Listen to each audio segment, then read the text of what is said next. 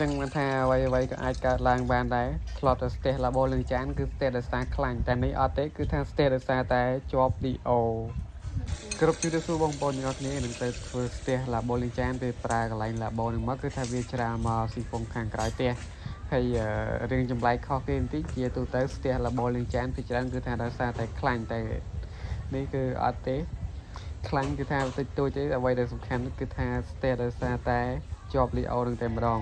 ហើយយើងធម្មតាយើងទៅក៏អត់ដឹងដូចគ្នាយើងស្មានតែខ្លាញ់យើងក៏ព្យាយាមសង់ពីលូទៅវិញ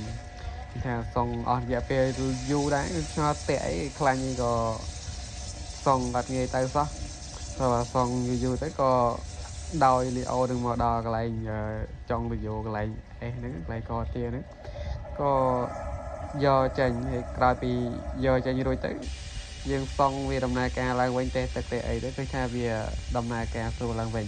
ចឹងសម្រាប់ពុកម៉ែបងប្អូនដែលមានបញ្ហាស្ទះស៊ីហ្វុងស្ទះឡាបូស្ទះបកុននេះអាចតាក់ទងខ្ញុំបានពលាគុណភាពតម្លៃសមរម្យអរគុណ